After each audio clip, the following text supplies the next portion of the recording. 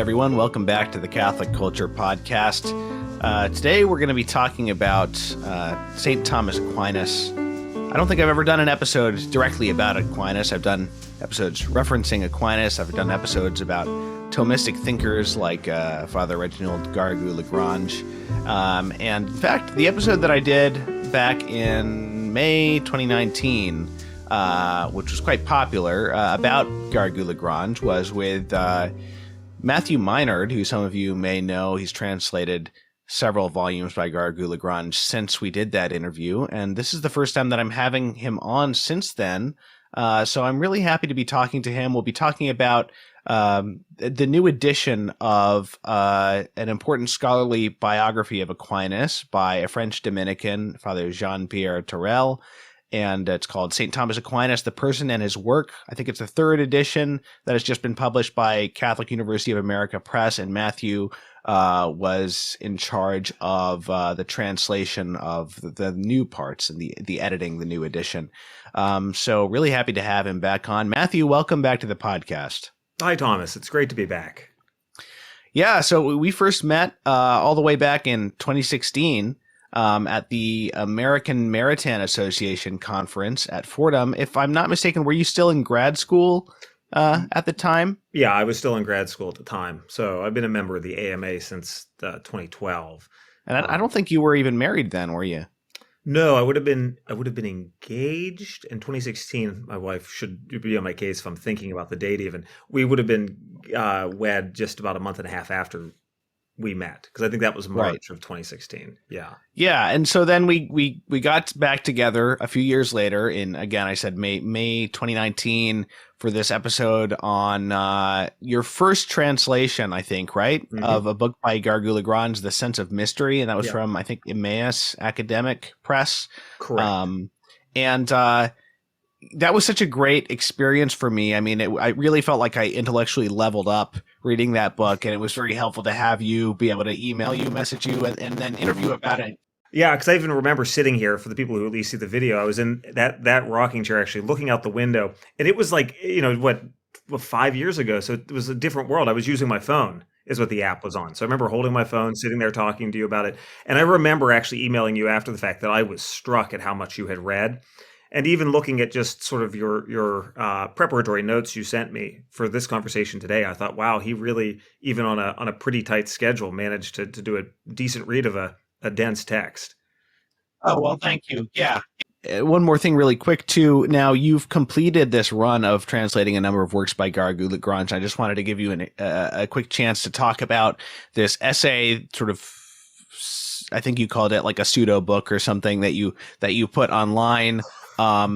Sort of summing up some of what you've learned about the narrative about Garrigou-Lagrange and where it goes wrong in the process of translating and studying him over these years. And I'll link to it in the show notes so that people can read this. I found it quite interesting. Yeah, I mean, just anything you want to say about that before we get to Aquinas here. Yeah, I appreciate that you even bring that up. As I finish what probably is the Garrigou run. I mean, I'm doing some edged little bits of Garrigou. Little people have sent me, can you do this introduction that was by him? But I'm basically done with the most recent book with John Kerwin that I did at CUA. And actually, John Kerwin, he's down at University of St. Thomas. He was on my case. He said, "Listen, you've done all this Garrigou. Why don't you set the record straight? Like, you need to write the book. You need to write, something that's," I mean, he and I've talked about doing a biography. I'm not really interested in that. I mean, in a sense, I've just sort of moved along. And I'm not a historian by bent. So it would be difficult for my soul, that kind of project. But he said, you need to at least do something he wouldn't say a manifesto, I would say that, but something that at least sets the record straight on certain themes. I've just seen more of his text over the years because I've had to cross-reference and I've spent so much time with about 1 million words of it. So he wanted me to write something popular and just, self-publish it. I mean, he's always on my case. You work for a small, poor seminary, 2 small, poor seminaries. Why don't you, try and make some money? I ended up writing it as a kind of, it's a little bit self-aggrandizing. It's like a memoir of a Garrigou translator. But in the end, what it is just themes of like certain things about him that I heard, through my own formation when I was an undergraduate, a seminarian for a few years, that just weren't true. right? The attribution to him of being a, so to speak, manualist. Claims about rationalism, claims about his particularities in politics, which are fraught. I mean, they're not, none of these are simple topics. How he approaches the nature grace issue, what his involvement in the Nouvelle Theologie affair really was like. And so I just wanted to pull together, little like 10-page chapters, just my Right. summary of like, listen, here are things that I know, and there are people out there who peddle wrong narratives who really should know better on all of these kind of themes. And it's not meant to be a complete defense as though he's the last theologian, right? The last speaking Right. theologian. But it's just a question of, I don't know, it's like filial piety. I feel the need that since I've Yes. spent so much time so close to him to speak positively on him. Mostly what people will do is say, well, he was really dry and arid and metaphysical, except for the spiritual writings, right? That's a very normal thing to say. And it's true, the spiritual writings have a certain different tone, but it's pretty unfair how the rest of the corpus is usually treated as well. So I just wanted to make a kind of testimony to it. So I ended up writing it, putting it on Academia, and I just thought I'd go elsewhere. I mean, I've been surprised that the downloads slowed down, but when I first dropped it, how many people sort of scurried up out of the internet Right. to download it. Sure. Yeah. Well, I mean, it seems like, do you think things have improved a little bit in this area? I mean, as far as appreciation of Garg, obviously, It's in no different from when small you and part I due to talked. your efforts, but It has changed quite a bit since you and I talked, I think, even. yeah, Yeah, that's great. there's still some of the same stuff, but if I can get Larry Chapp to be nervous sometimes that I'm going to float to the surface and question him, because you'll hear him occasionally say, oh, I know Matt Miner's going to disagree here. He knows that he should know I'm just painting with a broad brush. If I can get that kind of concession from Larry, with whom I have regular bantering, I feel like, I've moved the dial just some little bit. Someday I'll make Larry Chapp nervous myself. It's an aspiration of mine. Just keep going, Uh, I just kept bothering him. I emailed him. I pop up on his his Facebook wall if he has an interview where I'll say it's great except for this. And right. it's just, he just recently had some interview with someone where I just felt well, okay, Minerd, I acknowledge what you're saying, but, and then go back, Right. Yeah, I say all this that's great. out of admiration, out of respect, Sure. out of love. Yeah. Sure. Um, okay, well, let's get to this Torrell book. Now, this is the third edition, right? So, so Correct. you didn't translate the whole thing, but you're sort of Yeah. editing the new parts. Yeah, so maybe And even to give just a slight idea about that, right? Because some people might own that second edition and think, well, what in the world is the purpose of buying this? So we're referring to, for those of you who can see it on video, it looks exactly the same. I guess that's a good marketing idea, right? There was the well-known biography. It has a second volume that's dedicated to Thomas's spiritual doctrine, but by Father Jean-Pierre Torrell. It was translated originally by Robert Royal.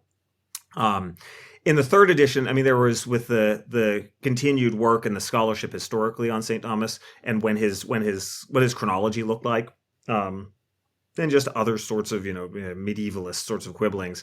There were some significant narrative updates that shifted the content around. For example, like on the Super Isaiam, and when the commentary on Isaiah was written, that was a right. significant move around. And then there were some internal structural things as well historically on a couple of other smaller works. I actually should have maybe prepped what those exact changes were, but the point is that in view of scholarship between, I think it was the mid 90s until 2015, Father Torrell, it might have been 2002 and 2015, whatever it is, Father Torrell decided to update the edition.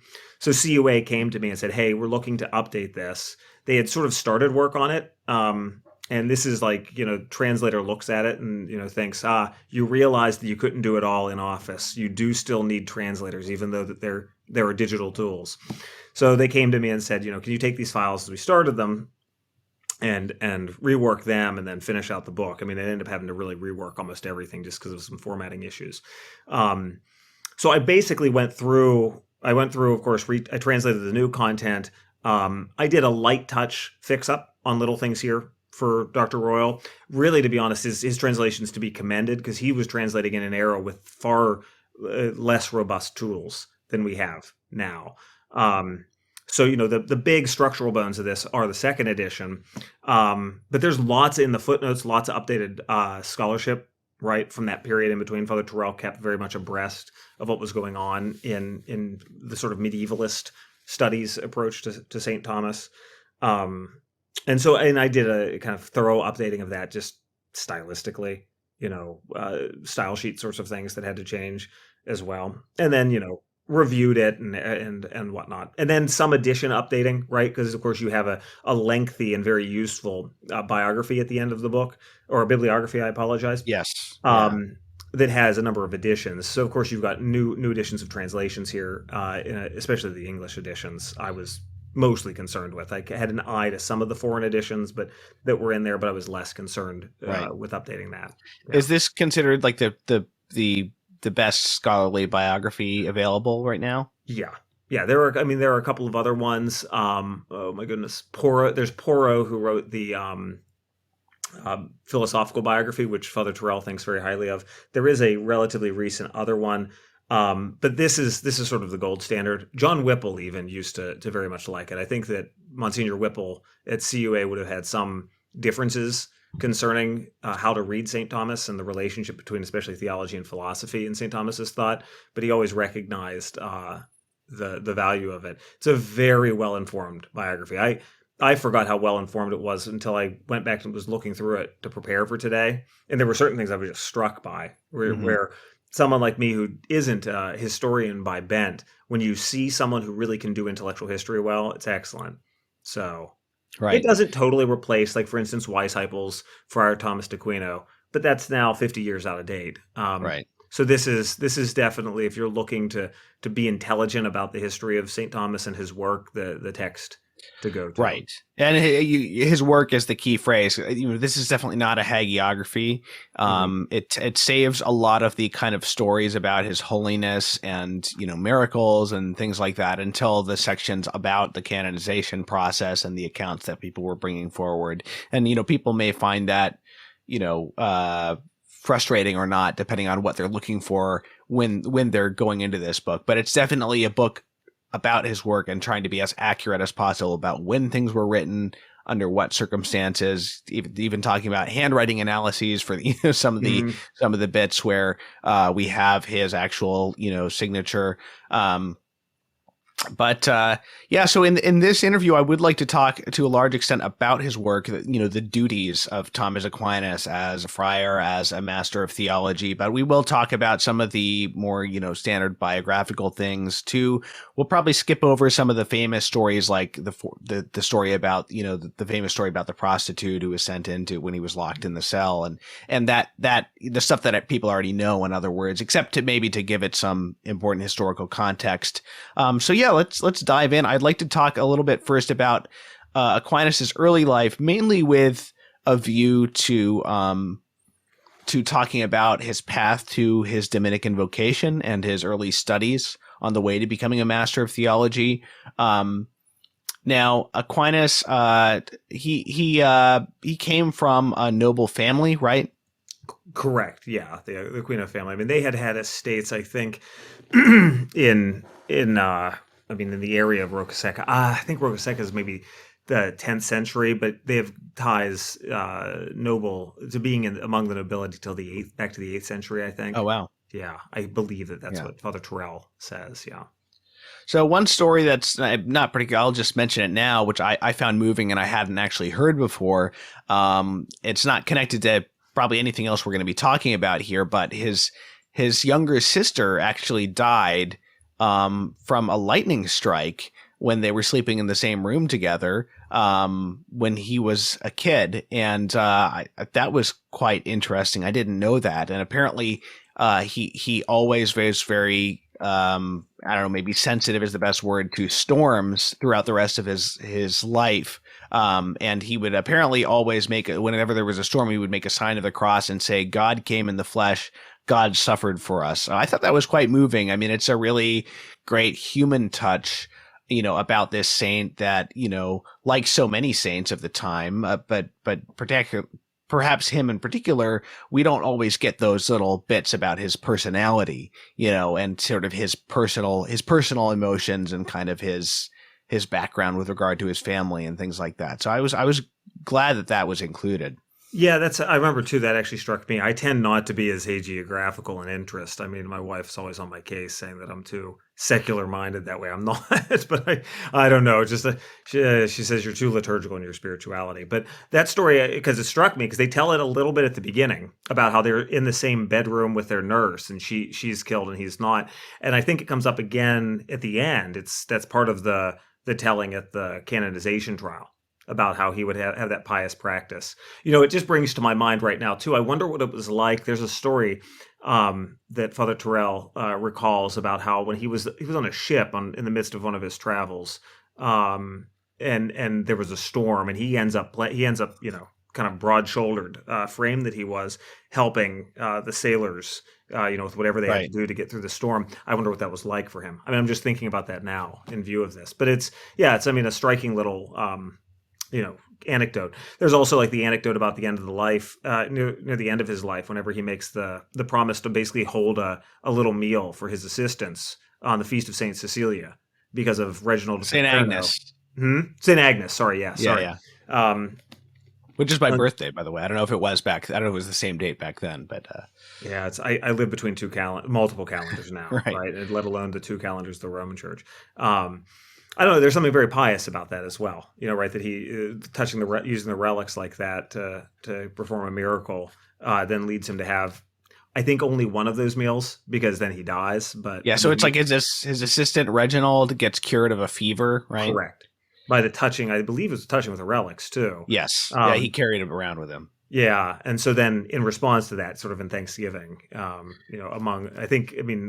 liturgically he might have done, he also would have a meal in honor of that. Right. He promised that he would treat his students to a meal every year on the feast. And I think it only happened once, like I said, and then he died. But right. There's no reason to think he wouldn't have done it. So yeah, no, it's very, very cool.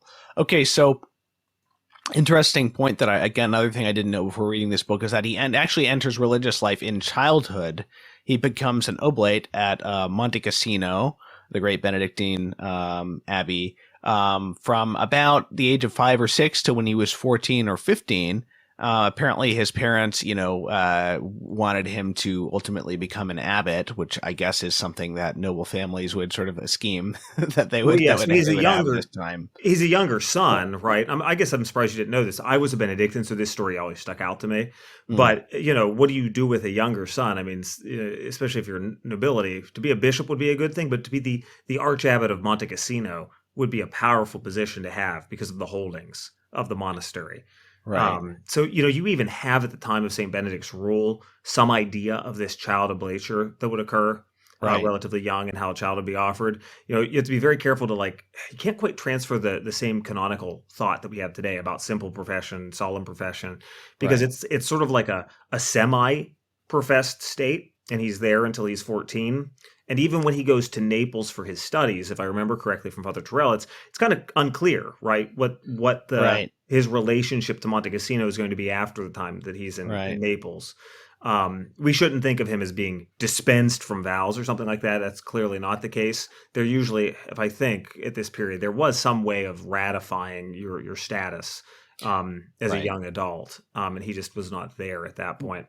Well, it's interesting just to think about. I mean, go ahead. One anecdote, though, because I'm surprised that since you didn't you brought up not knowing about this. This is one of these tales that are told about him, too, that as a young man, as a monk, so to speak, in Benedictine tutelage, he'd always go around asking, who is God or what is God? And so his whole life is sort of lived under this desire to really articulate the, divine science, so to speak, of theology. That's great. Yeah, I mean, it makes me think about, the fact that we put such an emphasis today on the family, the rights of the parents as the obligations of parents as the primary educators of their children. And so it's a little strange looking back at these times when you would just send your kid off, and later years to a boarding school, but at this time to a monastery for education at such a tender, what we would think of as such a tender age, and I'm not sure what to make of that. Is that a healthy thing, or clearly it turned out quite well for some people. But it's kind of it's a little bit of a cultural shock to look at that. Mm-hmm. Yeah, it's odd. I mean, you think they would have the means to do it. I mean, poorer families, it would be a different thing, right? In a sense that it was a stopgap maybe for even death, right? That the monastery could provide in a way that a poorer family couldn't. But yeah, you do Right. look at it in the case of a noble family, especially it's a machination, right? It's actually a hope that they're going to be able to use their political ties in order to influence an abbatial election for him to be the Right. abbot. I mean, like if we cut to the quick and say Right. what's going on. Right. It's kind of like sending your kid as, ransom as a diplomatic deal to live in, Constantinople or wherever with, back with all the different things. They had to send one son away to spend 10 years, in some other place and Mhm. things like that. Okay. So he does not become a Benedictine or does not stay a Benedictine though. And, so the Dominican order is how long has the Dominican order been around at this time? By the time he joins, when he joins in 1244.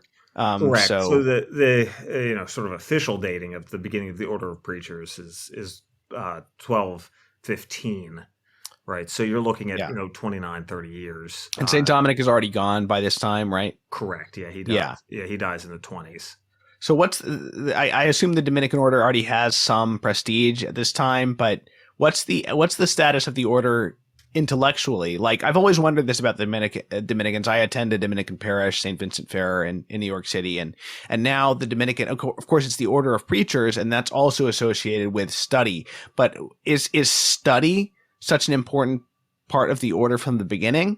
Or is that sort of emerging at the time of Aquinas joining? Sure, and I'm sure a Dominican can answer this better than I can. So let me paint with the broad brushes of what I know. I mean, they are, since they're founded as anti-Albigensian preaching group, right? The idea of the studies were first just developing out of the fact that you need to be sufficiently educated to do your missionary work, right? Now, of course, pretty quickly. I'm actually surprised at it if you read in Torrell how quickly both the Franciscans and the Dominicans start pushing their way into the official education system. Right. Right. So maybe we should make an important distinction now that's going to play out in the life of Thomas between formation of mendicants in their own studia, right? Either kind of general studia or a single little like provincial studia. So think about like what, for instance, the Dominican House of Studies for the East Coast provinces, right? It's its own little house of formation, right? So you have that, and then you have the university system. And pretty early on, the Franciscans and Dominicans are pushing their way in. Forget if it's the late 30s or into the 40s to try to get university chairs, which they're taking away from secular clerics, from diocesan clerics or canons, which causes a lot of the controversies that St. Thomas ends up getting involved in. Right. So pretty quickly, I can't answer for the Franciscans. I mean, I know some people who are adjunct to Franciscans who say we never should have gotten involved in educational things whatsoever. This was they're sort of spiritualists at heart, and they are against how it developed. But for the Dominicans, it was they clearly saw the need of this for the development or the formation of their preaching ability. Yeah. So how at the period that we see St. Thomas, actually, you're having kind of a settling of how that's going to be, right? The studium structure is pretty well kind of now expanding in Europe. They're becoming connected to Paris, Oxford. I know less about the history, for instance, of Bologna, but I'm sure there too. And this whole dynamic is starting actually where you're going to eventually have different chairs for different schools, which will happen in the West in the later medieval period. But you have sometimes charismatic figures, as we're going to see in the history, that are setting up studia. Let's say Albert the Great is sort of just the central teacher at Cologne whenever St. Thomas goes there. St. Thomas himself basically sets up the Roman studia. They just basically say, hey, let Tom have his way, and set up Roman studia. Yeah, that happens in a couple places. Yeah. So before he joins, I think I don't know if his studies in Naples is that with the Dominicans. Can you remind me, or is that before he gets involved with them entirely? It's with masters at the University of Naples, or Naples, whatever you want to call it. I mean, kind of nascent University of Naples. Historically, there was a figure, Peter of Ireland, that they used to say was his teacher. It seems that's not the case. It seems that the best that can be attested there is that he's there in the 50s. There's also another master named Master Martin. So he would be doing sort of like the trivium, Right. probably quadrivium as well, the math as well, and some exposure to Aristotle, Right. logical Yeah. and natural works. Because right, we're at this point of the history, we're kind of at a place where Aristotle's works are being mediated still pretty heavily through these multi-language translations that came from the Arabs, because that's going to be the very important thing that happens during St. Thomas's life, whenever you have the new directly from Greek translations of William of Mirbeck.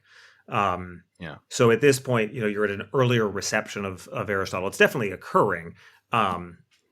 And so I think he gets some exposure there at that time. The reason I say I think is because I know that later Peter of Ireland is definitely doing that. I just can't recall how much at age 15 Thomas got. Yeah. And you always want to be very careful here, not to overstate historically. So, like I said, in 1244, so he's about 19, he joins the Dominicans. Now, do we have any sense of why he decides to be a Dominican rather than a Benedictine? Well, some of that's, of course, going to be speculation on, like Father Torrell's part or other historians' parts. If I recall correctly, Father Torrell, for instance, draws attention to the importance of the vow of poverty for St. Thomas, looking, at mendicant poverty as opposed to what he would have experienced at Monte Cassino. Also as well, the religious life at Monte Cassino, at least on the telling of Father Torrell and those he cites, was less than stellar at that period. So they definitely were not at a high point of monastic life. And also, too, one would speculate, as Father Torrell does, that there's something about the intellectual life that would be lacking for him as a Benedictine. I think he's very marked by the contemplative side of his Benedictine upbringing, but in the end, the clearly drivingly intellectual mind that he had would not have fit in the particular vocation, which is the monastic vocation. And so sort of out of a desire that was probably lit by his experience at Naples, to live an intellectually engaged life as a preacher, along with the zeal of the poverty of the mendicants, led him to the order of preachers. Which, think about it. As a young man, he's in his late teens. This is going to look great, right? This is like, all of us want to do something that's extreme whenever we're young. Mm-hmm. So, why would he not want to go with these new and vibrant order, right, in comparison with purportedly a monastic house that's kind of showing some of the decadence of big wealthy monasticism. Is there anything more? This is the era. I apologize to jump in just to kind of contextualize this for your listeners. So you think about this is Benedictinism of the 13th century. You are a century or two after the Cistercians are founded, but of course the Cistercians were founded. It's almost amusing to read some of their writings. They were founded as a reaction to the sort of large and wealthy excesses of OSB, quote unquote, Benedictinism of the era, a couple centuries earlier. And is there anything more we can say about the influence of that Benedictine formation and figures like Gregory the Great and John Cassian on his spirituality? Oh yeah, like Father Torrell, makes the point about his continued reading of John Cassian. That was very important, though, also for Dominic, from what I recall, is that Dominic, encouraged the reading of Cassian's conferences, which is this very important vector of Egyptian monasticism into the West. But also, too, the continued role among the various fathers that would be important for him, the importance of Gregory the Great. And of course, poetically, he dies at a Cistercian house, by happenstance at Fossa Nova. Right. So, if anyone had a claim to maybe get some of his bones, which this did happen, of course, at the end of the life, I think the Cistercians had some right. I think that the seeds of, for instance, mystical theology, like regarding the gifts of the Holy Spirit, that are all throughout his work, I think could only have been really planted in that kind of monastic soil. Others have this. Bonaventure's going to get it because everyone has a kind of monastic basis at this period, because we're at this liminal moment between, the more monastic church and the mendicant Western church. But I think that all of that is actually powerfully exercising itself on him.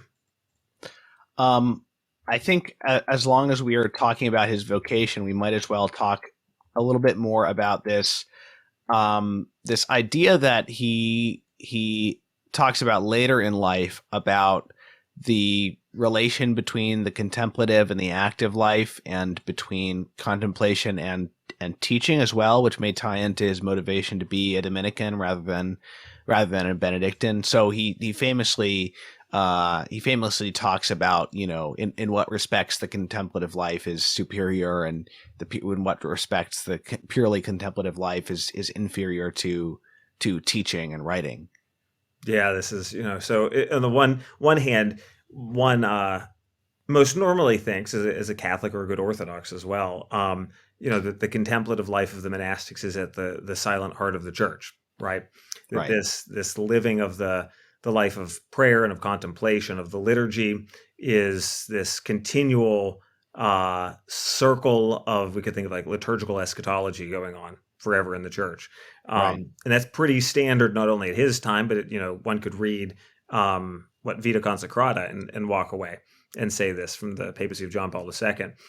But the Dominican wants to say, and there's sort of a divine model here, right? That the good is self-diffusive, just as God freely creates, right? That whenever you possess the good, it's so much, in a sense, better. Now, nothing's added to God, right, in this case. But looking at finite creatures, it's so much better not only to have the contemplation that's within yourself, but then to function, radiatively, to pass on, to hand on, right? To take that which you have contemplated and hand it on to others, as the one Dominican motto runs. And you could probably call it, the apostolic life, as this fusion of the contemplative and the active. That's a good way to look at it. It's Jesus sends the apostles out to preach the gospel. It's almost like it's at the interstices between the apostolic life that is still participated in episcopally and the religious life.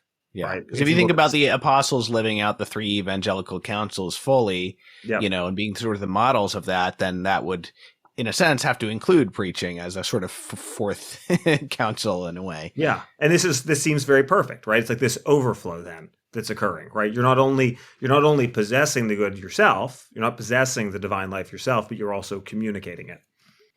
Right, which may also I think that it may also, in one sense, the purely contemplative life might be considered more challenging, but it also could be considered more challenging to attain and maintain spiritual perfection while being in the world to some extent, or and having more intercourse with other people and things like that. Being a married man who used to be a monk, I can say, yeah, I know what this is like. Right. All the ways of the world are much more tempting.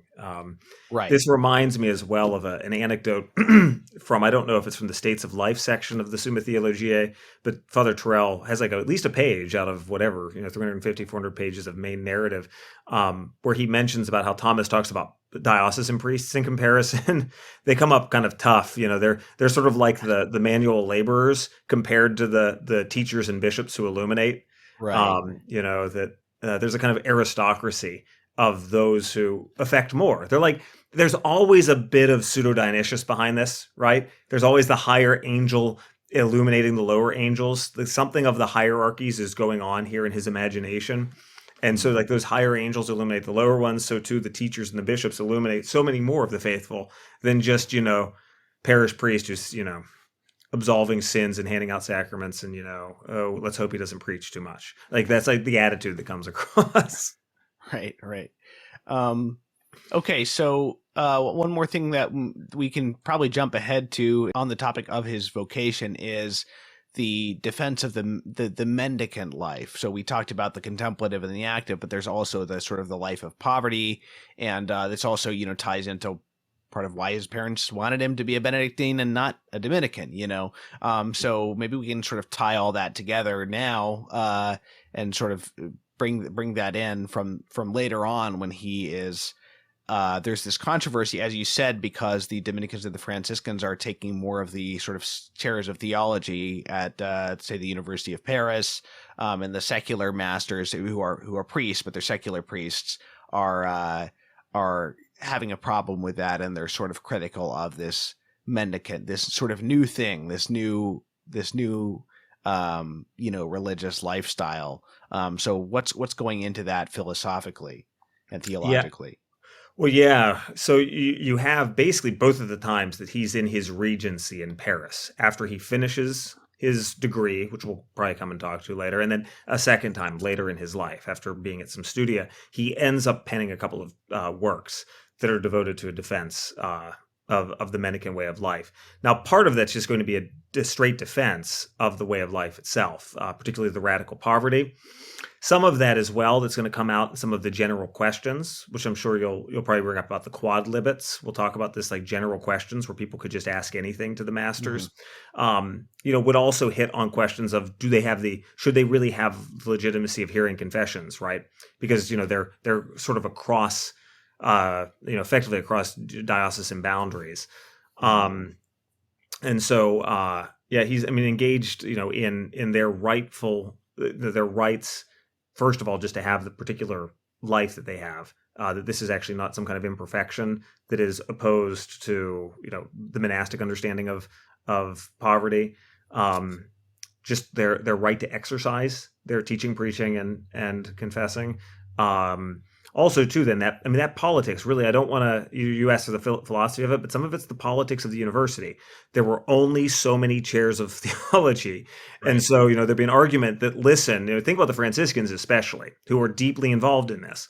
The Franciscans are, they're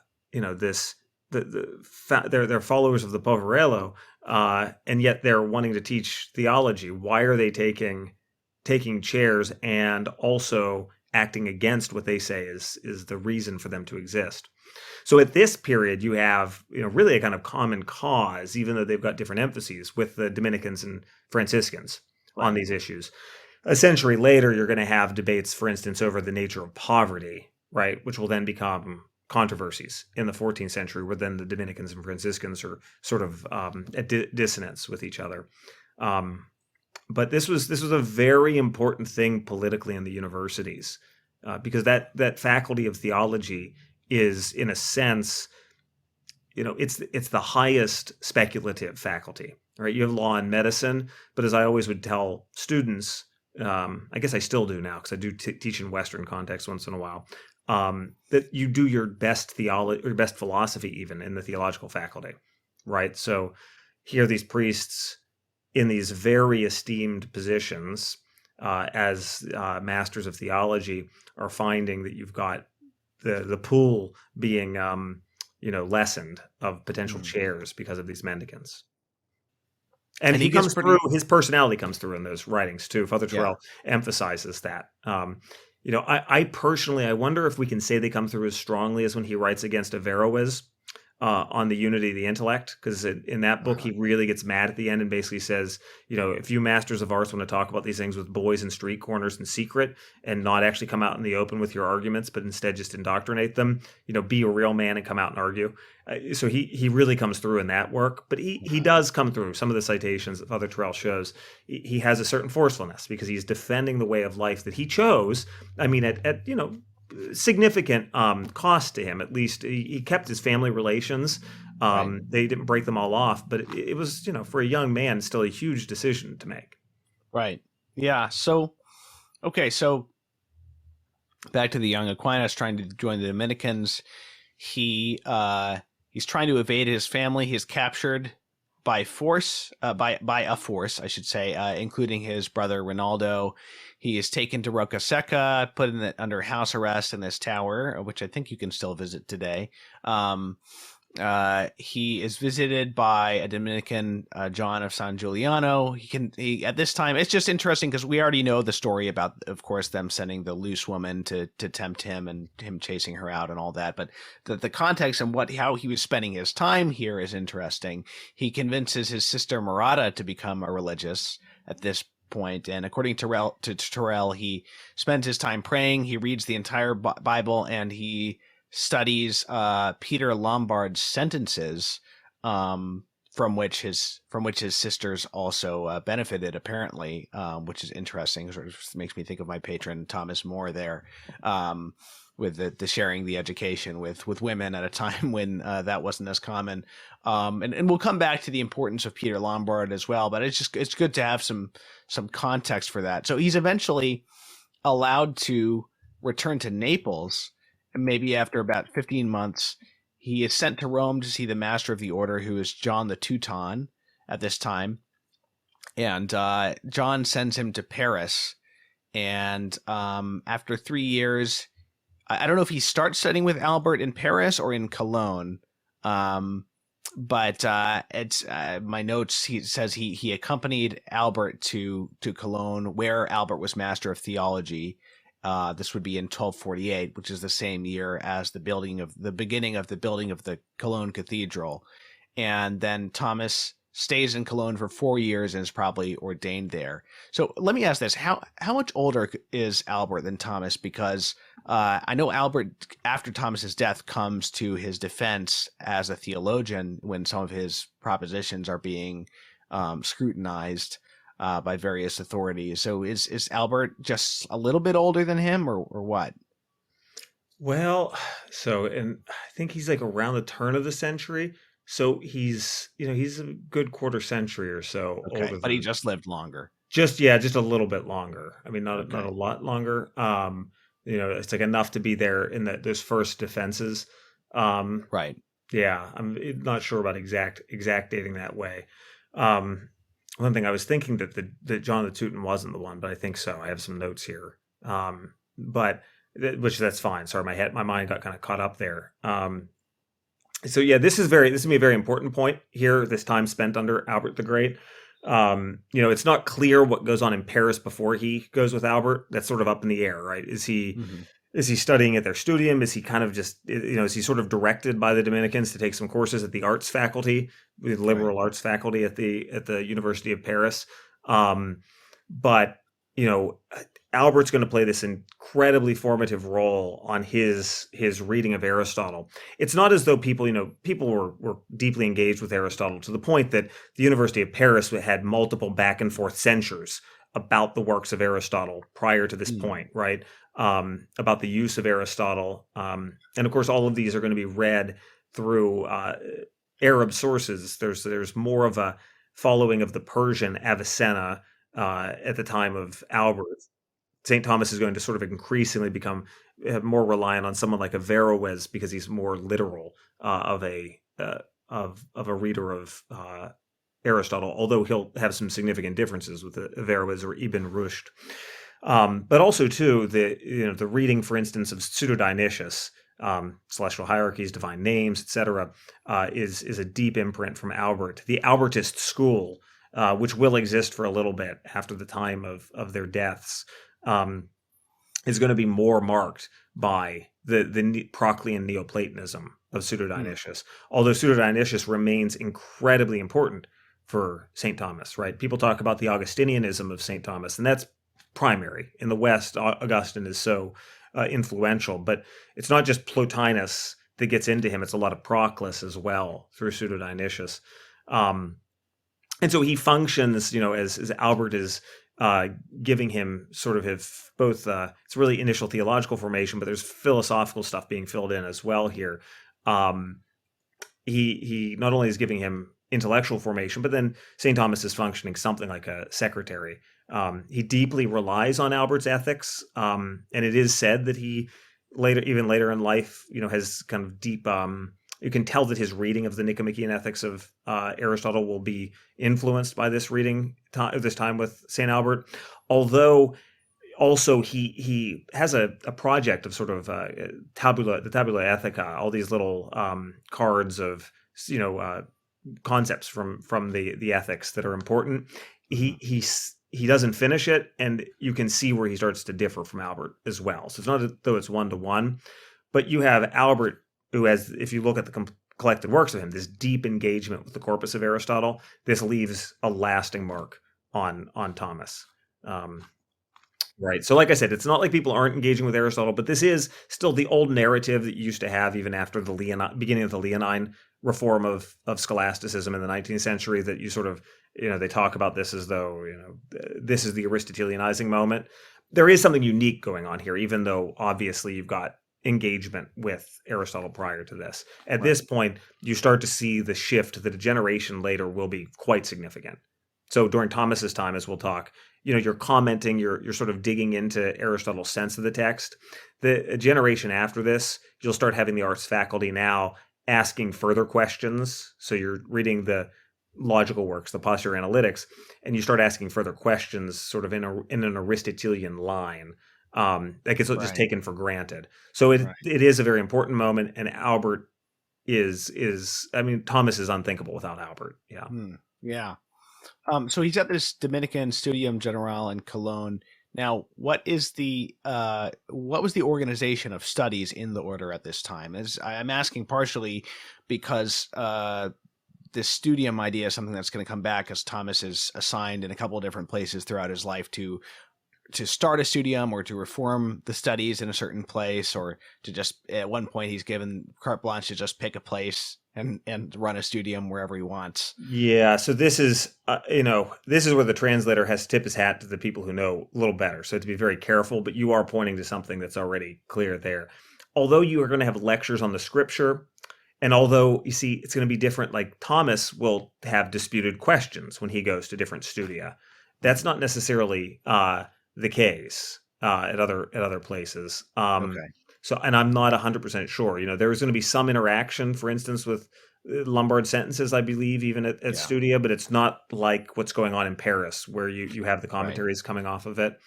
So the studium it's more for the friars in general and for their ongoing formation. Well, for their ongoing formation and also for their ordination formation, because this becomes a problem, because whatever they're doing, for instance, in philosophy, the universities do not feel that their formation philosophically matches what the arts faculty in Paris will have.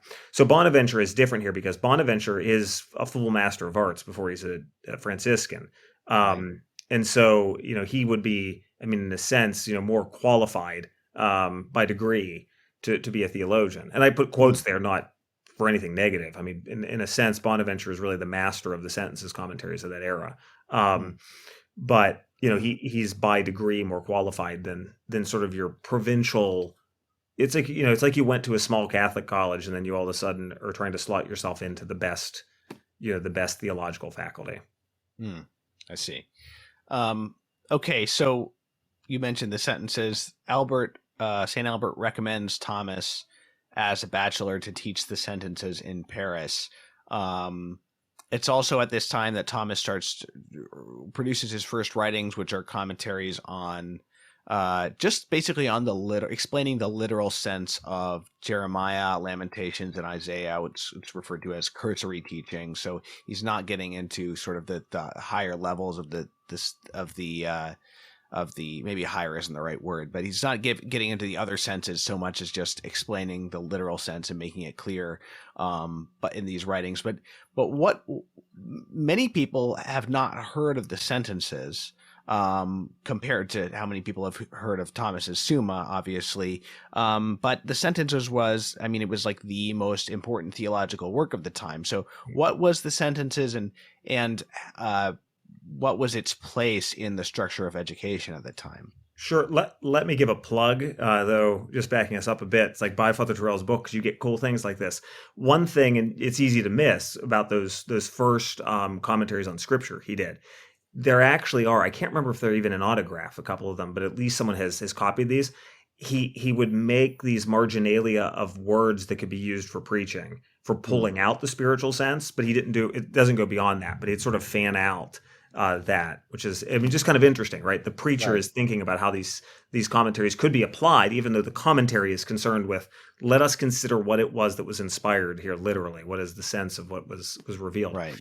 But okay, the sentences of Peter Lombard. Yeah, it's, I live in a Byzantine world, so I'm learning that there are lots of people who haven't heard about it there. I'm always surprised my students haven't heard of it when I try to make a distinction between some Eastern and Western just approaches to theology, but I forget that generally people don't think of the great medieval book. By happenstance, I happen to have right here Philip Roseman's excellent little book on the sentences of Peter Lombard. So Peter Lombard was the Bishop of Paris in the 12th century, and he pulled together, this is the era of like Abelard and kind of dialectics being applied to the fathers of the church. Listeners might be aware of like sic et non. So I can find fathers who say this and they say that. What do I do? Right? Yes and no. Right? So how do Abelard tends to be more, critical, we'll just say. He's more of a free thinker. But how do I harmonize the fathers. How do I harmonize their opinions or their positions? Maybe positions is the best word. That's really what's meant by the sententia, the positions. So that's actually what sentences stands for. So it's organized into 4 books, on Trinity, on Christ, on creation, on the sacraments, into a number of distinctions, a number of sub positions, doctrinal issues, where then quotes from the fathers are gathered, as well as then some theological questioning. Okay, how is it that we should think about this? Some of this was written in the midst of, for instance, the Eucharistic controversies around the time of Berengar of Tours. So you have, kind of contemporary controversies at the time of Peter Lombard as he's teaching that are here. And this became an important textbook. I mean, let's use the word in a sense, because this will be important for thinking about the Summa theologiae. Actually, it's a manual in a very important way. It's a kind of handbook of theology that became very popular because when Peter Lombard was teaching, at least prior to being bishop, actually, I don't know if he taught while he was bishop as well, but when he was teaching, this text then began to make its way through Europe and became basically the central text of the universities all the way to the time of Martin Luther. All the way to, at least till the time of Martin Luther. Oh. That what you would do in order to become a master of theology is that you would lay out and outline the text of Lombard's sentences, but even more importantly, and this is going to become increasingly emphasized, you would comment on the questions that were going on or that are raised by the text in the context of current disputes. So all of a sudden, this text from the 12th century becomes the locus for contemporary scholastic questions. And this is a glue that's going to hold together the great dialogue, if we may say that, like the conversation of Western theology in their universities for 4 or 5 centuries. The period in which St. Thomas is in Paris, this middle of the 13th century, is really the golden age of these commentaries. When you get into the 14th century, people become more and more concerned with questions of theological methodology, questions of knowledge of God, all kinds of little details in Trinitarian theology, such that when you start looking at Occam into the second, later in the first and then the second third of the 14th century, he doesn't get much. Like his section on the sacraments at the end is very short. Whereas if you look at the editions of Bonaventure and of St. Thomas, they're huge. These are massive syntheses. And although St. Thomas will develop his thought over the course of his teaching, this is the first synthetic pulling together of his thought, where he's pulling on people like Albert and especially Albert and St. Bonaventure. Like they're looking at their commentaries and then developing it, one step further in view of the debates that arise while you're teaching at Paris.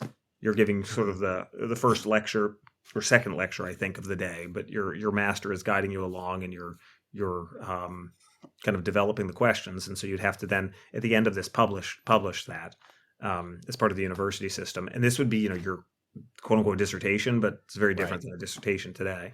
But in a sense, it's saner than a dissertation, in my opinion, because a dissertation makes you an expert on one thing.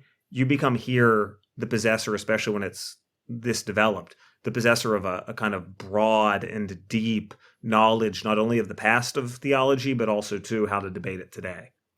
So this dissertation, as you call it, is this the conclusion of one's teaching of the sentences as a bachelor, or is this the beginning of it?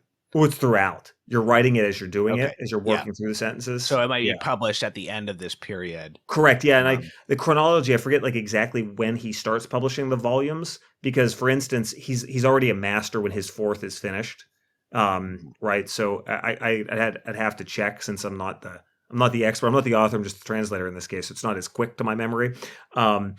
It doesn't start immediately, right? It's not like he starts his first year and at the end of that he does book 1 and it's published. Right. But some point in there, later on, this begins, and then by the time that you become a master, you should have it all done, or it's just about done. So here's where we get to one of these great stories. He's asked to give his inaugural lecture, and this is apparently a few years before the normal age to do so. And he doesn't want the responsibility, but he does it out of obedience. And according to the story, he's praying with tears about not knowing what to lecture on. I mean, this is, and I should mention, this is a common theme in stories about the relation of Thomas's spiritual life to his intellectual life, is that he's often begging God, sometimes with tears, um, before a crucifix. I've also heard stories of before a tabernacle, even in one case resting his head against the tabernacle and asking for wisdom to understand. I think it was about the Eucharist that he was asking. But this relying on God for his intellectual work. And so this is one example of that. So he doesn't know what to lecture on. And in this, according to the story, a Dominican friar appears to him in a dream and gives him the subject, a scripture verse: "From your heights you water the mountains, the earth is filled with the fruits of your works." And so Thomas gives this lecture about God working through intermediaries for the communication of wisdom, which is a great story because it obviously applies to his situation and his becoming a teacher, but also it's really this idea of intermediaries. It seems very characteristic of his thought and his ability to work, to look at things on different levels, even with his view of analogy and the more generally the medieval view of the hierarchy of the cosmos and everything. It's a great story, sort of to kick off his. I don't know if this was the inaugural lecture for him as a master of theology or just while he was still a bachelor, but sort of kicking off. This I'm pretty sure I wouldn't have questioned that until you said that. I think this is the inaugural part of the inaugural lecture and then questioning that goes on is this. And it's very pseudo-Dionysian. I mean, you've got the higher illuminating the next, which then plays this role illuminating the next. But also too, it slots in so well to his theology of the instrumentality of Christ's humanity and the conferring of the sacraments, right? The way that the church as the mystical body plays this intermediary role as well. And he's at once, yes, he's dignifying the teachers and their role, but he's showing how they are ultimately servants of the truth, especially in theology, the divine truth given to them. And he's also reflecting on what it was like to be a learner, right? In this Principium, he talks about what's required on the side of students, right? But he's been reflecting on this for 4 years, hopefully been living this. Yeah. Right. We might make maybe even here, if you don't mind, would this be the place maybe just to talk a little bit about the particularities of his prayer life? Because maybe that gets us, because that's going to be in the background for the rest of his time. Sure. Yeah, we'll be quick because I'm looking at the time. I can't believe how long we've been going. I don't want us to be here forever, our poor listeners. But so just a quick thing, technically at this time, the Dominicans actually had an allowance that friars who were teaching did not need to publicly say the Liturgy of the Hours, except for Compline. And that held for him. Now, there are many stories about, however, that he would be in chapel, sort of, they'd be rising for matins, and he would already be in there praying, and then he would leave as the communal prayer would occur. But even he would almost always not be at conventual mass because he had duties, but he would instead say his private mass and then serve a mass. Often there's often tale too also of confession with the person that he was saying and then serving mass with. But there are many stories of, even though he's not in choir, that he's often found in choir, even though he then moves along. And he was always up, was exhausted in both prayer and work. And this is probably one of the things that I do believe that the mystical experience happened, but I also think he was in a state of exhaustion at the end of his life in his 50s. I mean, he was really strenuously working. But people present St. Thomas as though he's like different than Bonaventure in this way, right? Like in his prayer life. I mean, he had an immensely interior life. The stories were told of him saying mass. There was a story later in life, Palm Sunday, where he's in such ecstasy that there's an archbishop or cardinal, I think, present, and they had to pull him back you need to finish saying mass, right? You're kind of lost in prayer. You need to return to saying mass. Right. Yeah. Now, he was famously absent-minded. Anybody who has read Chesterton's book about Aquinas will know that. But I guess as he got older, this sort of states of abstraction became more and more common and lengthy, and even some of these ecstasies during the celebration of Mass. And so, yeah, apparently the standard solution to this was to tug on his cape and sort of bring him back to his senses. When he was sort of reluctantly come out of whatever he was contemplating and get back to it. Yeah, so that gives us a sense of his prayer life and how integral it was to his work as a theologian. So he becomes a master of theology. And Torrell, not Torrell, but I'm assuming he's referring to a traditional schema here of the duties of the master of theology being threefold, the Latin terms being legere, disputare, and predicare, meaning to comment, to dispute, and to preach, right, or to teach. Is that a reasonably accurate? Yeah, legere means read, but exactly. Yeah, but it's like referring it's not to just commenting. reading. It's the reading of it's the scriptural commentary. That's Right. especially going to be your first lecture. Yeah. So and specifically, I should say, his title is the Magister in Sacra Pagina, meaning the master of the sacred pages, the master of Scripture. So that's what the master of theology is a master of. Yeah. And as if we can say someone is a master of Scripture, it seems like a big title. But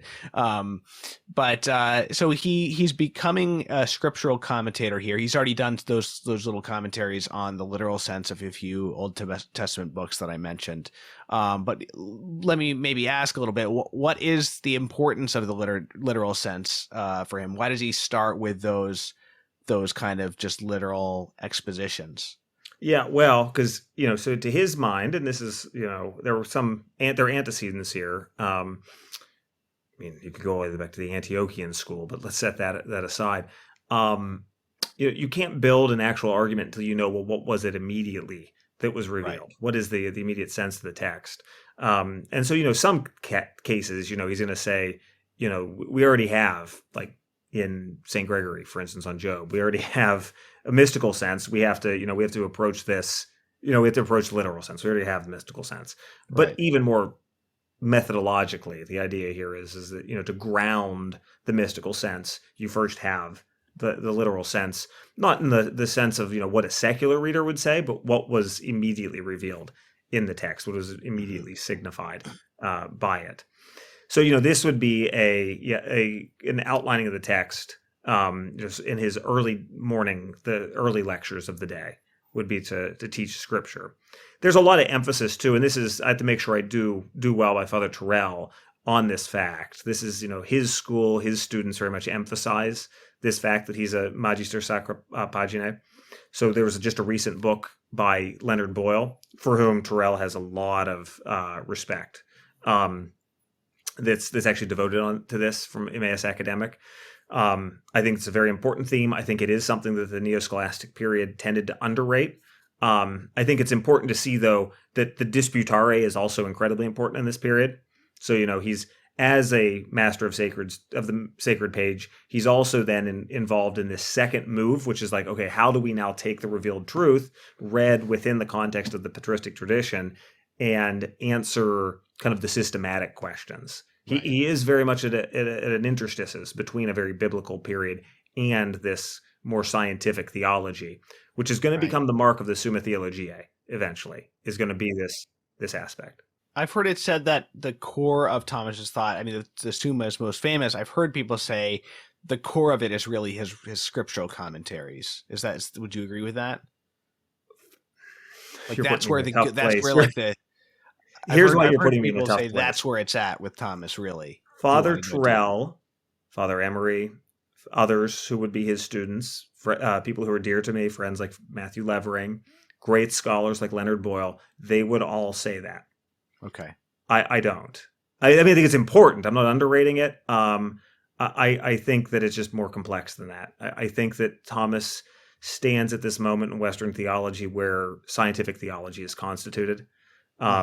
And the danger is if you get rid of the big ballast that's in the ship, which is the scriptural commentary, it Right. does become rationalistic. So Right. that's the corrective that you need.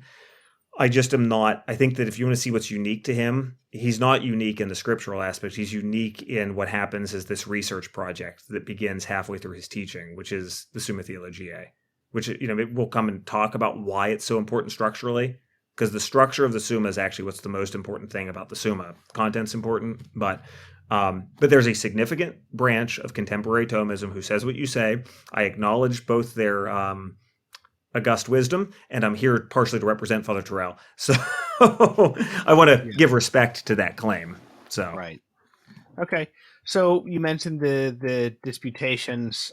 So what does that look like in terms of the specific form that would take?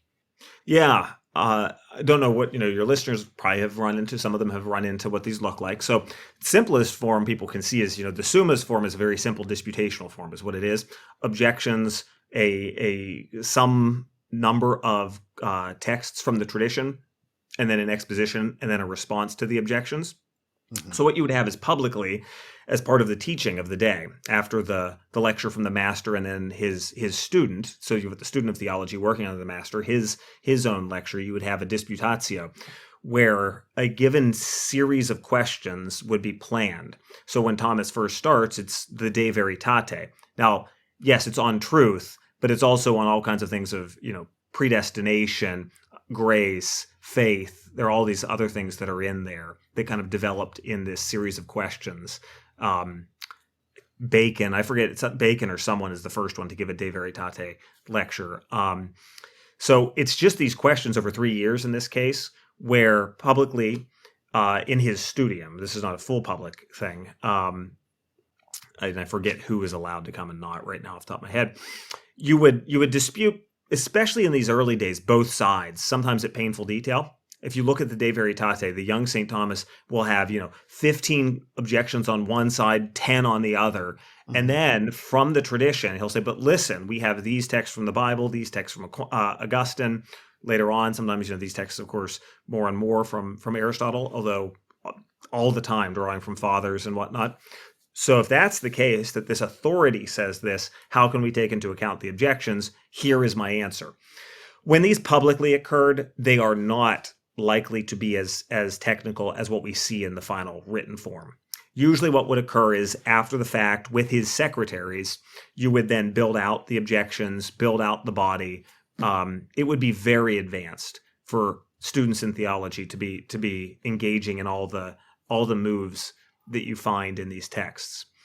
And so throughout his kind of peregrinations around Europe, he'll continue to do this. Even when he's not in the formal university structure, whenever he's teaching at a Dominican studium, we're going to have various disputed questions on, on the soul, on evil. Now, De Malo occurs, I think, in Paris, though, in his second stay, on separate substances, on the power of God, the De Potentia, that he's going to keep doing this because it's a kind of continued argumentation in view of the received authorities. How can we answer, kind of questions that poke at the edges of this issue? And what about the quodlibets?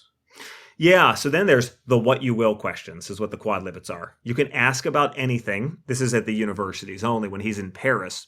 On Easter and Christmas or in Lent and Advent, they would ask, questions on anything whatsoever. So sometimes you can tell the kinds of things that are controversial. I forget right now the exact form. Right around the time that he's canonized, either right before or just right after, he's canonized, but the Parisian condemnations aren't lifted. And one of the masters, I believe a Dominican, might have been a pro-Thomas secular, but I think it's a Dominican, asks publicly the question, is it permitted to teach to Friar Thomas's position, right? But it's even more pugilistic than that. Torrell tells this at the end of the volume. But you'll find that people present, especially the educated clergy, just ask of the masters whatever they want. And so the master then responds. Duns Scotus did one of these, and that's all he did. And it's apparently so long that Monsignor John Whipple, and I heard the story when I was in grad school, I have no reason to doubt it. I think he even may have told it to us. He read it all out loud very quickly one day. It took him some immense, like 12, 14 hours. Now, I suspect that's bearing in mind that you've got editing after the fact. But they're very interesting questions. There was finally an edition of this, I think all of them in English now. I mean, I'm so used to having to look up the Latin of them because there wasn't a definitive. If anyone ever looks at the quadlibets, don't trust the ordering. Like you see quadlibet 1, that's not necessarily the first one, is chronologically. Instead, what you should do is buy Father Torrell's book, which I'm probably never going to make my advance on, so I'm not making money from this. But buy Father Torrell's book, and he has a great chart of how the quadlibet history goes. Okay, so how do we know? What do we know about how Thomas handled himself in debate? And I don't mean written debate, but I mean like in-person public debates. There's this story about his this encounter. I think he's in attendance, and there's this guy Peckham who is Peckham, the Franciscan. This is in the midst of all those on the eternity of the world sorts of disputes. Yeah. I mean, just from what I understand, he's very evenly keeled. I'd have to look up that because I remember they used that as an example of him versus Peckham's bearing. Now, wasn't Peckham? Was he doing a quadlibet? Was he doing was it for his becoming a master or becoming a bachelor or something like that? I can't remember. I feel like it was some event that was part of his. It was the disputation at the beginning, I think, for him. Whenever he becomes a master, is the right. story. So it wasn't just a random every day. It was an important day for Peckham, and they had been involved in. I mean, either had been already, or they were going to be involved in dispute. So there's reason for there to be bad blood here as well. Right, and Peckham is making these shots at Thomas's position, and basically the long and short of it is that apparently Thomas was just. He didn't say all that he could have, or perhaps only defended himself insofar as I might be conflating this with a different story. I think it was that he only defended himself insofar as his students sort of insisted on it, but that basically he was as meek as possible because he didn't want to like ruin Peckham's, like embarrass Peckham on his correct. He was very careful about this in general too. Like he would sometimes. I mean, you'd have to say sometimes who held a position, but you'll have this device he'll use. Like we'll say, aliqui dicunt. Some people say, certain people say, and it would be a way of not making it a question of persons, which would be here as well, right? We're not gonna turn this into an occasion to be able to take shots.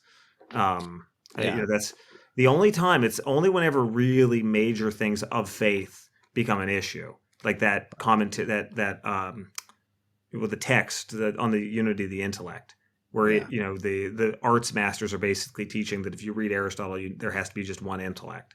Now, we don't know now. You look at Aristotle, you aren't quite sure. One intellect for everybody. Yeah. Yeah, that you have one mind, and that would be it. Yeah. And that's how the Arabs read Aristotle. And Aristotle's actually not that clear. St. Thomas slightly Augustinianizes Aristotle in that regard. Maybe.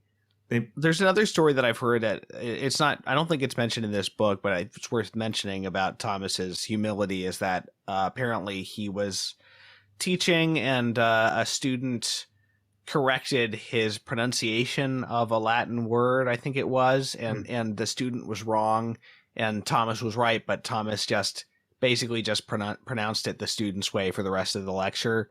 Like he thanked him for his correction, and so as not to embarrass him, basically he just accepted the student's correction.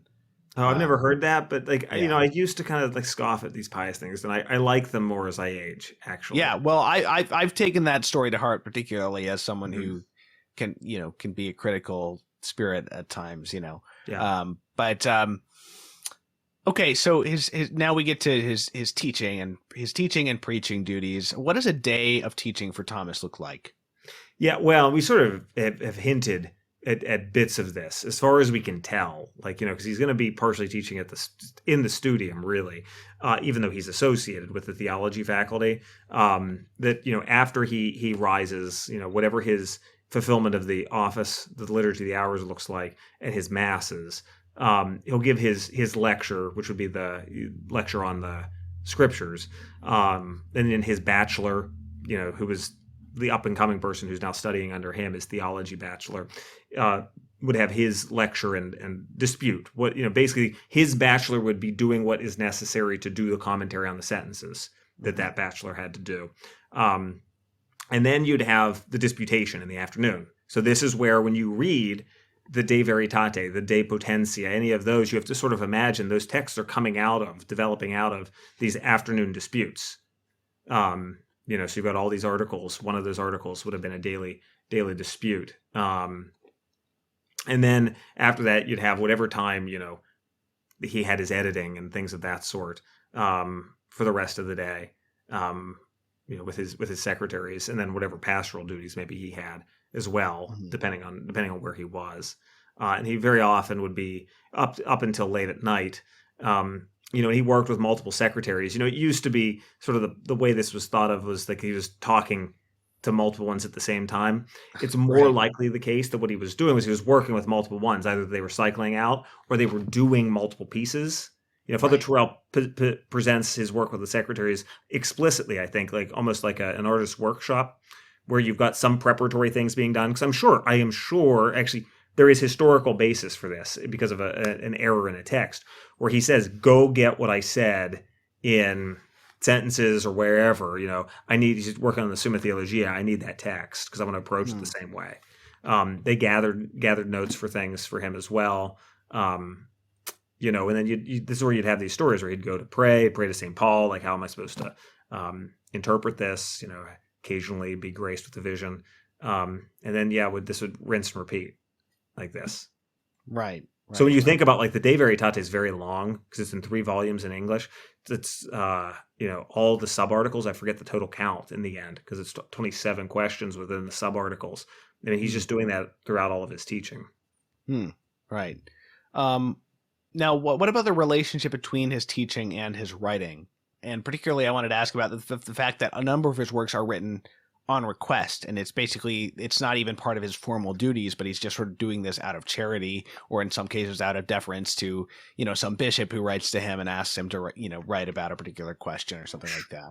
Sure, yeah. And just for our listeners, because as we push through the time, so we're starting to slur together time, and this is not because of you. So I'm going to be slurring together time between Paris and some of his other Italian teaching. But just so they're aware, because some people may be thinking we're moving through the life pretty quick here now. Right. So he's doing writings that are based on his teaching. So those are going to be scriptural commentaries and disputed questions. Eventually, those are going to be the Summa theologiae texts as well, because that's going to be based on his teaching. He, at a certain point, and I am going to answer directly to what you said, but as the Aristotle texts become better in translation, he translates, or he does commentaries on Aristotle's works very often to help him with what he's working on. So he's working on the moral part of the Summa, so he also works on a commentary on the Nicomachean Ethics at that time. He occasionally not only gets small requests, but he gets, the request that eventually becomes the Summa contra Gentiles, to be supposedly to be used as a preaching preaching preparation text for those who are going to be among Muslims. It attempts to be an apologetic text that's very philosophical in tone, because you're arguing with those who don't take premises of faith or don't accept them. And then he gets little requests, variously, on different topics. Some things are written. Well, there's issues about like the addressing quote unquote the errors of the Greeks, in which he actually shows himself for it's a very unfortunately named text, very even keeled, how to respond to certain themes in Eastern Byzantine theology. There are questions on all kinds of little like cosmological matters. Some of them he's very kind to answer them. I think some bishop asks him to write like a summary of like the sacraments and the creed. He does like a very quick, sketches off a quick thing. He writes a work. He gets questions asked to him about the elements, mixing of elements, or the de sortibus, right, on lots, the casting of lots, and the morality of it and the causality of it. So yeah, he answers a number of these. If you look in the bibliography, I think they're all stuck together. It's actually an interesting bunch, because he has like I don't remember if the lecture of Antioch was this long, but someone sends him a number of questions. Name escapes me right now. That's 80 some articles or something like that, that he quickly responds to. So he's doing this as a kind of theological expert, is what he's being approached to do. So he's got teaching texts, so disputed questions and the commentaries on the Scripture, plus the Summa Theologiae, plus the Summa Contra Gentiles, and also the Compendium of Theology, which he never finishes, but he wanted to do for Reginald, and then all these other questions, and commentaries that he's doing along the way as well. Really quick, he's a member of the Order of Preachers. So what kind of preacher was he? Yeah, well, from at least the way that Torrell tells it, and then there's also that volume with Emmaus, if you want to get more on this. I should remember the name right now, but escapes my an underslept parent brain. But there's a text on the sermons of St. Thomas. But from compared to, let's just say not even compared to others, but his style is clear, not rhetorically affected, not actually scholastic in tone. And he usually uses, and this is, I think it's Randall Smith wrote that book. Should remember that. But he would use a scriptural verse as a kind of mnemonic that enabled the people listening to the preaching. This was a style of preaching, to then remember the content of what he was preaching on. It's not so much that he's taking that verse and making that verse, and it's not exegeting that verse, but it's used as a way to remember the main themes. Mm-hmm. But that he was a sober preacher. I mean, he knew how to be rhetorical, but he was not a professor in his preaching. Right. Yeah. Cool. Yeah. There's a bit in there about how he didn't like to use little anecdotes and sort of the. So don't waste your time on those things. Yeah. We mentioned St. Thomas being sent to the Dominican Studia at Rome and elsewhere, and this is connected to the writing of the Summa Theologiae, right? Correct. Yeah. In 65, he's sent to the studium in Rome, basically to set up his own studium. It's really like not even general, not provincial. It's almost like a personal studium, is how Father Torrell describes it, if I remember correctly. And in the course of this, he starts to think about how the sentences was laid out. And he realizes the sentences and also the disputations kind of treat everything all over the place, and you keep repeating your content theologically, right? You're not doing things in a good order. And he basically sets out, and he's thinking in the terms of the posterior analytics of Aristotle, what a science looks like. He sets out to set up a scientific layout of theology that places at its head the Trinity, the divine missions, creation, and then our moral life and the return to God through and in Christ as, really this single big arc of laying out of the knowledge of the truths of the faith. And he won't even finish this. He's writing the section on penitence, and or the sacrament of penance, and it's going to be finished in a supplemental form after his death, but it's drawn from like the sentences commentary and whatnot. But very clearly, structurally, what he's doing here is trying to articulate what a scientific discipline looks like, and this will influence the West, especially from the Baroque period onward, immensely. You'll find, most of the schools, even the non-Thomistic schools, will be writing, treatise on ... right? Grace or infused virtues or various cardinal virtues or whatever. They're doing this in a way that is basically tracing out the treatise structure of the Summa Theologiae. And so from 65 until the end of his life, he's basically working on what we have as the Summa Theologiae. And while the contents are, incredibly important, sometimes just for the sake of getting things right in order, it's very instructive just to read his prefaces and see how he laid out the sections. Mm-hmm. Yeah. This is why I say this was very important. This is what's very new in him. And while the Master of Sacred Page is very important for understanding St. Thomas, there really is something new going on here in the constituting of theological science in him as well. just as a side note, I like that the formal, message when he's sent to teach at Rome is you're to do this for the remission of your sins, which is apparently like the standard language that the Dominicans would use when sending someone somewhere. I just like that, this idea of their duties being sort of a part of their, working out their salvation. But, we could talk about his relationship with the father. The father is Aquinas as a patristic thinker. We could talk about his relation to Aristotle. But what I want to do to sort of tie the two together is to talk about this idea of reverential exposition, which is apparently not unique to him, but it's a particular way of reading and interpreting and commenting on august figures from the past, whether a secular figure like Aristotle or the church fathers or so on. Yeah, it's very important. I mean, he's so interested in gathering patristic texts. I mean, he gathers an immense number of Eastern texts. In some cases, gathering first time certain texts actually. But his approach to it is somewhat like it would be like saying, "This is what he meant to say." Now, that can sound to our very historically sensitive ears, like you're forcing the text, you're abusing the text. Mm-hmm.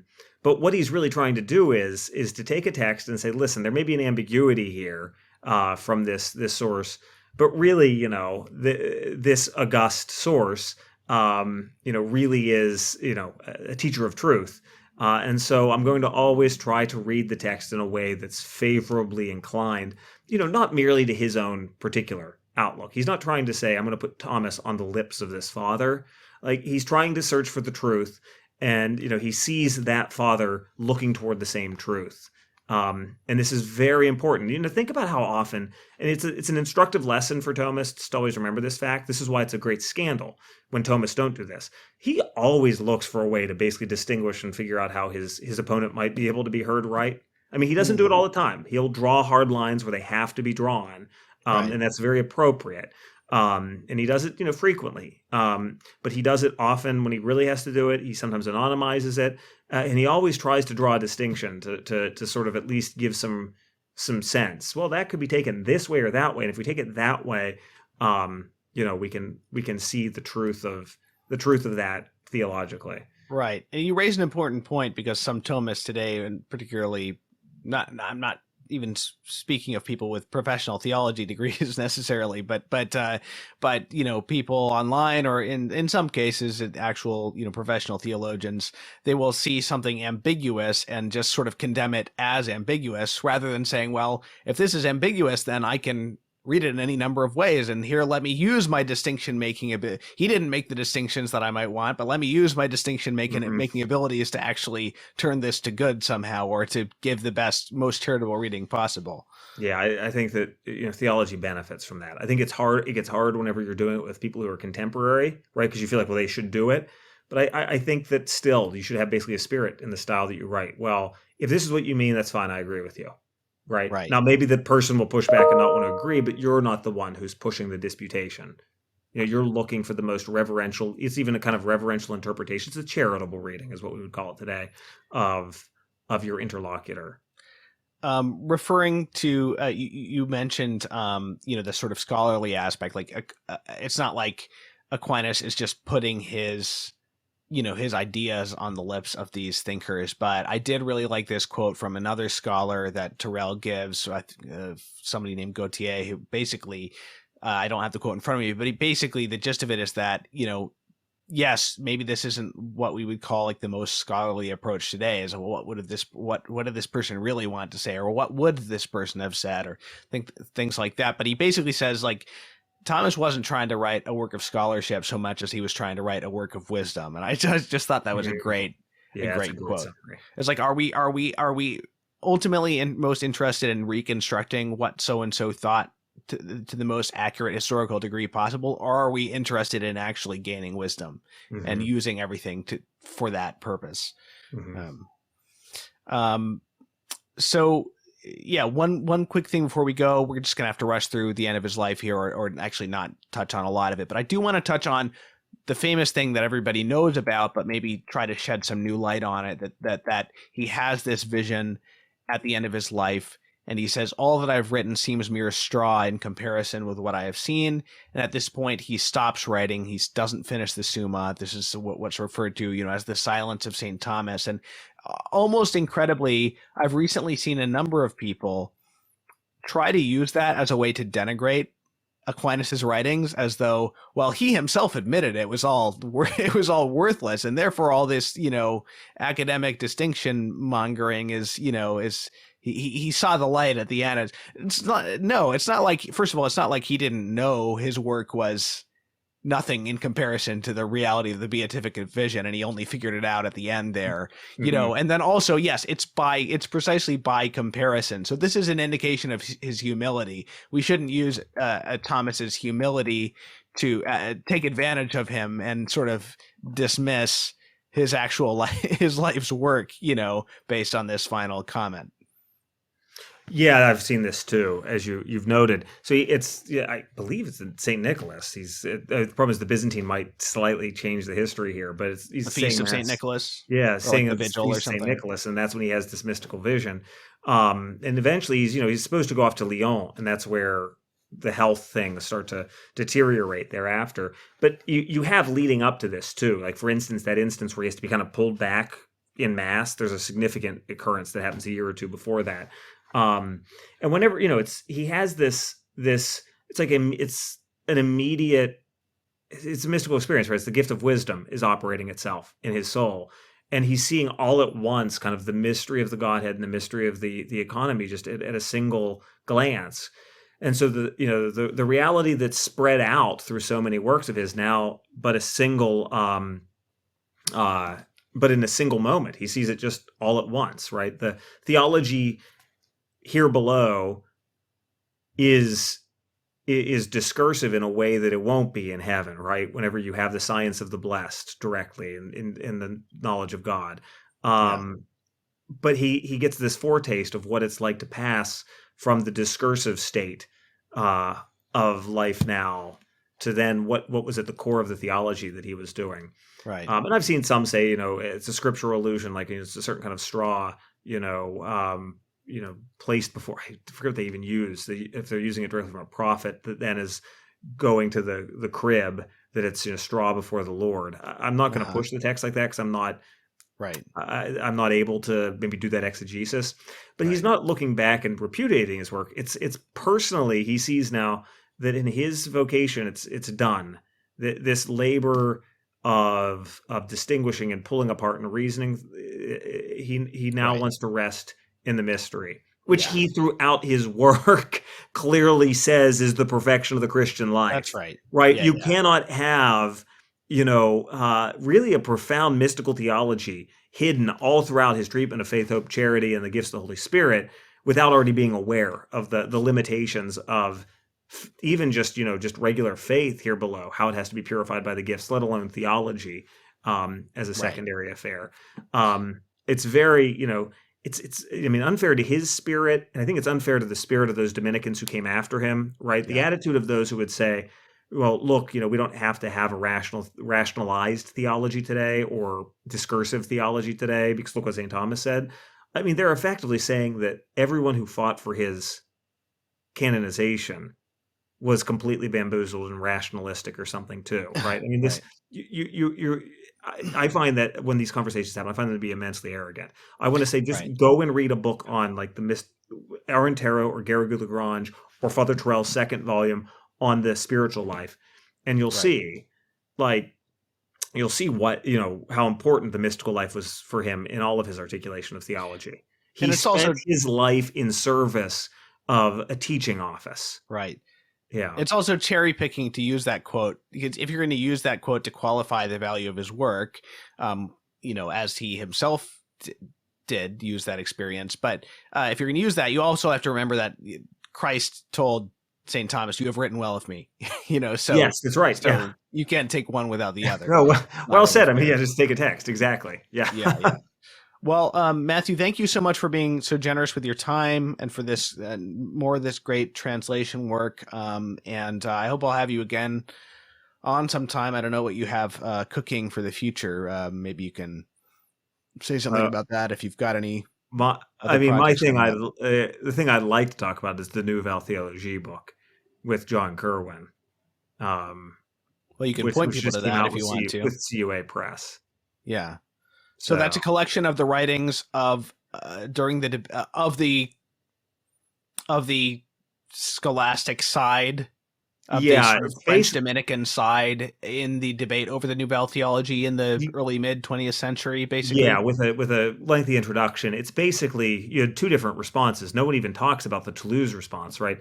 People know that Garrigou wrote that first article, "Where is the new theology leading us?" He actually wrote 6 other articles. They give a very specific context to who he's actually concerned with in that debate.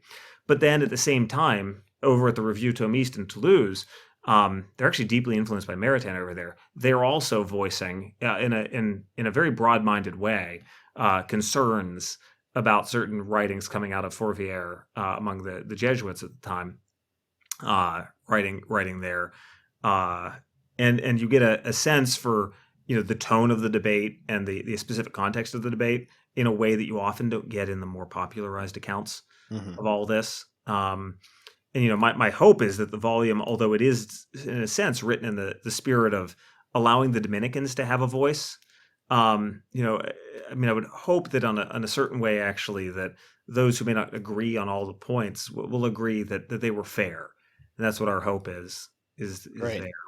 Well, I'll As link to that in the interestingly, description. just to anyone who's more communio based who might be hearing this at this point of the interview as we draw to a close, interestingly, it's none of the mainstream figures that everyone talks about today who are in the central crosshairs. There's a bit of de Lubac, but it's not even much about the supernatural stuff. It's really not about him. It's about other figures at that time are the main flashpoints. So yeah, I'll link people to that as well. So the book we've been discussing today, just to remind people, Jean-Pierre Torrell, OP, St. Thomas Aquinas, the person in his work. That's the first volume of 2, and there's not a new edition of the second one. So yeah, thank you again for being so generous with your time, and I hope to have you on again sometime soon. Sounds great. Thank you for having me on, Thomas.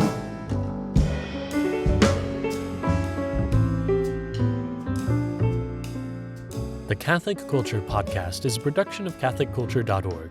Check out our other podcasts, including Way of the Fathers, an early church history podcast hosted by Mike Aquilina, Catholic Culture audiobooks bringing to life classic Catholic writings, and Criteria, the Catholic Film Podcast, featuring deep analysis of great films from a Catholic perspective. You'll find all of this, as well as Catholic news, commentary, liturgical year resources, and much more at CatholicCulture.org.